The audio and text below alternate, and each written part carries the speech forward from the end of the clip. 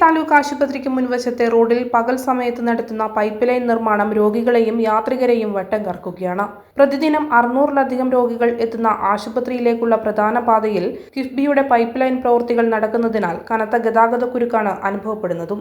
അത്യാസന്ന നിലയിലുള്ള രോഗികളുമായി എത്തുന്ന ആംബുലൻസുകൾക്ക് കടന്നുപോകാൻ കഴിയാത്ത രീതിയിൽ വാഹനങ്ങൾ ബ്ലോക്കാകുന്നതും വലിയ ആശങ്കയുണ്ടാക്കുന്നു.